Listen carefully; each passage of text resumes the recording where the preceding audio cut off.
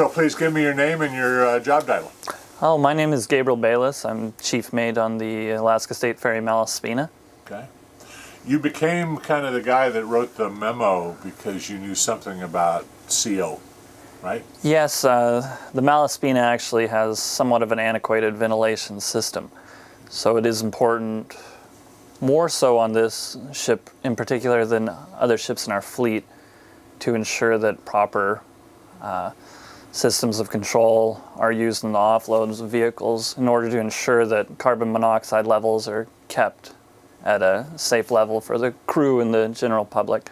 So if you're a new hire, what is carbon monoxide and what does it do to people?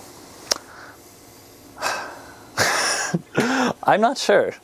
It's a gas. Yeah. And it's odorless. Yeah, it's gas, it's odorless. It can cause... Your hand down. Well, I don't want this on the video. I mean, I don't really know much about the effects of carbon monoxide in particular. Well, let me rephrase it then. Why monitor carbon monoxide? Well, because I guess it's hazardous. Yeah. Because the Coast Guard says we have to. I don't know.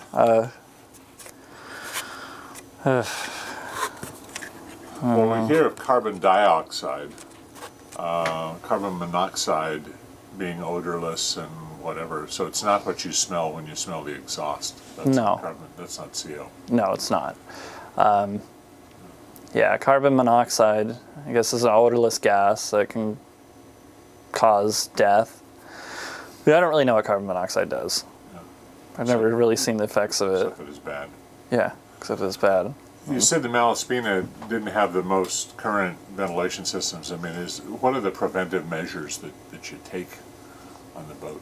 Well, we ensure that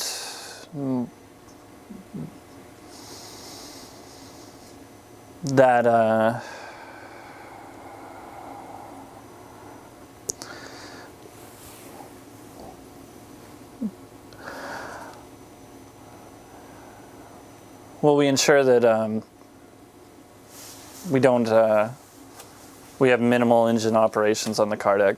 You know, we don't just if all the drivers start their engines at once, this will cause levels to get fairly high, in excess of, 200 parts per million.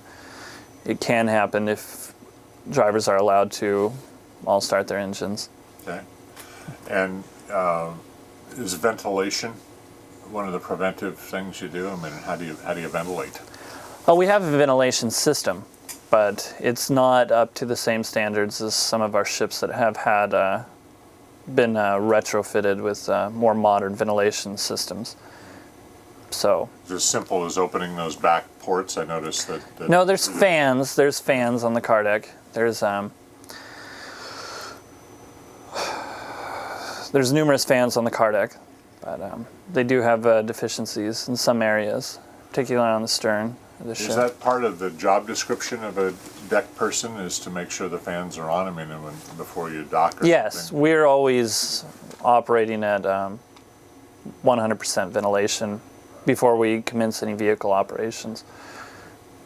Is this a system-wide concern, or is it just aboard this boat? I think it can potentially get high on any ship, so it is a system-wide concern.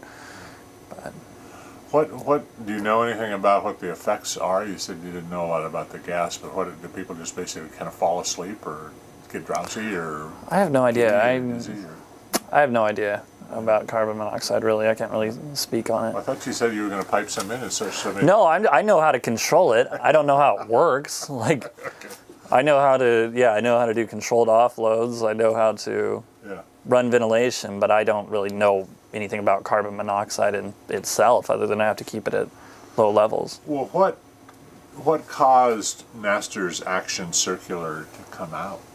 I mean, was it a government regulation, or had there been an incident of some kind? Do you know? I believe this Master's Action Circular was created because of during a Coast Guard inspection on one of our vessels, they noticed that there was no means for monitoring the carbon monoxide. And they wanted us to develop a system Okay.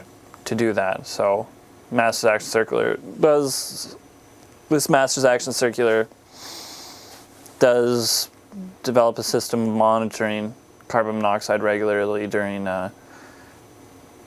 vehicle operations. So nothing's going on during the transits. It's just the on and off. No, there's, yeah. So loading officers responsible for ensuring adequate ventilation. We talked about that. Do all of the crew members wear detectors, or it says here will ensure 2 crew members who've got detectors? Is that? Yeah, 2 crew members will be wearing detectors on the car deck. I generally put my detectors with the bosun and the OSP on the car deck. Are those the people most closest to the on-off? Yes, they're regularly there with every offloading and loading, rather than the ABs who change watches. And so the OSP and the bosun are accountable for their carbon monoxide detectors through the duration of the voyage. When do you instruct drivers not to start their cars? I mean, they're all excited. They've reached port. Do they kind of get trigger happy with their ignition switches, or do you tell them before they get in the car? How does the crew handle that? Well, announcements are made upon arrival from the purser's department to ensure that drivers are aware that they are not to start their engine until directed to do so by a crew member. You know, this message is often missed, and it's important that the crew on the car deck will be on the lookout for drivers that are starting their engines early and tell them to secure it. In particular, our offloads at the end of our voyages, like in Bellingham here, when you have an entire car deck full of people eager to get off the car deck, they'll have a tendency to start their engine early or not hear the announcement. So I like to designate at least one crew member as a rover who is responsible to walk around the car deck in order to ensure that any driver that does start their engine early will secure their engine. Yeah. Cool. I can deal with all these ppm monitors. Okay. And where are the alarm? Are there any special concerns about carbon monoxide inside the engine room, or is this purely a byproduct of the vehicles that you're coming on? It's not generated by your own engines or anything, is it? There is the potential to have exhaust leaks in the engine room. We don't have any system for monitoring that on board, but it's a particular concern on our vehicle operations on the car deck.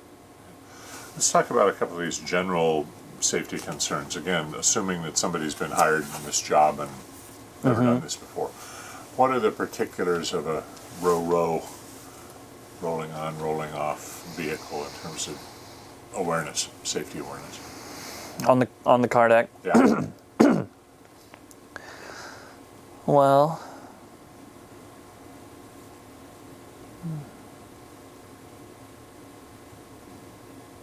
I don't know. I mean, Apart from carbon monoxide? Yeah, I mean, I'm just talking about car deck design, slippery, dangers of pets, you know. I mean, isn't it basically keep your head up and your eyes open and Yeah. visual, you know, I just need a cut that tells some guy that's never been on here what to... Well, it's important on the it's important on the car deck to be vigilant for all kinds of other safety issues other than carbon monoxide. You know, it's important that crew members wear the reflective vest and be on the lookout for distracted drivers, and also be on the lookout for spilt oil, and ensure that drivers are following commands and understand you. Be clear. And Are there briefings done during the voyage before people go down to the car deck to get, or are you guys basically in charge of the communications with those drivers? there's just there's announcements that are made upon arrival, and before arrival in Bellingham there'll be some general announcements from the pursers to passengers about how the to proceed with the offload. But we can't really rely on those passenger briefings being heard by every passenger. I mean, that a large number of passengers hear that, but. How long have you worked on this type of vehicle yourself?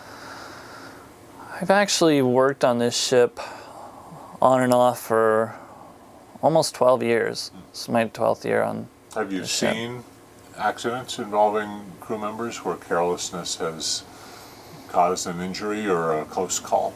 And can you relate any of those experiences to us? Somebody failed to do this and here's what happened?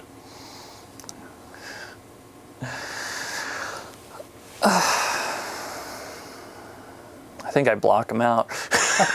I block them out. Yes, there's been numerous incidents, I'm sure, where crew members have gotten injured through carelessness. Well, you got this incredible wild card, which is these drivers. I mean, you know, it's not like... Yeah, I'm trying to think. We did a film with Tote, but the people driving on and off Tote vehicles are professional truck drivers. That's all they do. Yeah. You're kind of amateur hour, frankly. I mean, you got a whole cast of... I mean, I looked at those people coming in.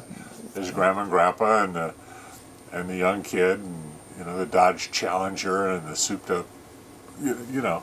Well, that's like, well, now we ensure, do a good job of ensuring that we have passengers, either loading only passengers on the ramp or vehicles on the ramp, because there was a case, I wasn't on board, where a vehicle actually ran away and almost hit a passenger, and that can happen, yeah. So, what advice would you give to the newbie that gets on the boat for the first time? And what's the most important thing to do? Well, when I have a new hire, they pretty much stand out of the way and watch for a while before they get right into it, and try to get a feel for the hazards of the car deck. I don't generally just let a new hire start working without really familiarizing themselves, but that's the most important thing, is just to go slow and know where you're standing. Make sure you're standing in a safe place all the time. In case you do have an erratic driver, they won't run you over. Don't put yourself in a position where that can happen. And just good communications with the drivers. Do you rely on walkie-talkies, hand signals, visual communication with your fellow crew members? Yeah, on the car deck we use radios for communications and also hand signals. Is there a safety mandate from the system, more than just these videos? I mean, is it drummed into you guys? Is that why you got a training department? For vehicle operations? Yeah, for loading and offloading especially. No, there is no real structured training for what goes on the car deck. Yeah, this is somewhat of the first type of video for this type of thing. Does weather influence either onloading or offloading? Or are they relatively tranquil conditions like this? I mean, you're not going to get a the pound sea sea boat. states? Yeah. You got to be watching out for that. I mean, especially the wake from other ships can unexpectedly rock the vessel. But most of our vessels, weather can have an effect. So you got to be mindful of that, the ship motion, and particularly at the vehicle ramp. So make a final comment for us. Just carbon monoxide not what it is, but why you watch out for it. We monitor carbon monoxide because. Because the office says we have to. I can't use that. I have no idea.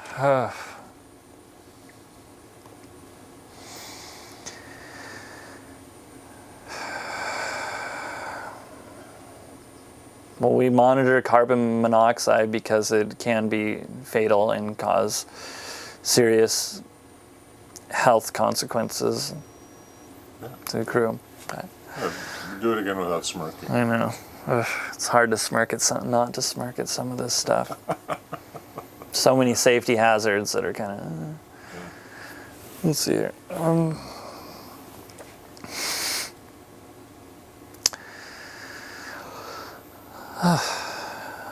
We monitor carbon monoxide on the vehicle deck because it can be fatal and can cause serious health issues for the crew.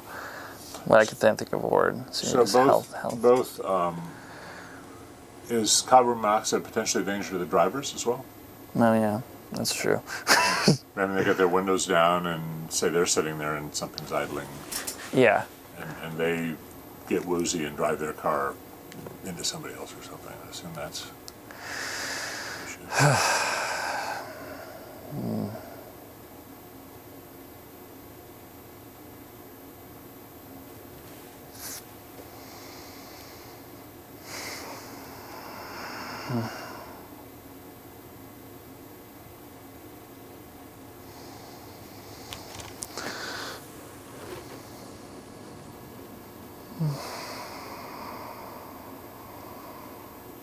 Let me pose the question again, one more crack.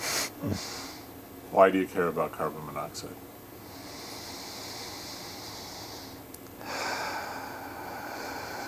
I just can't think of the right words to say.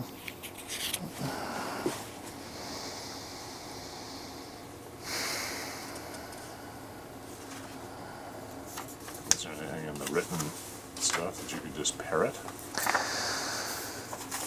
Yeah, well, I'm seeing that one right there, but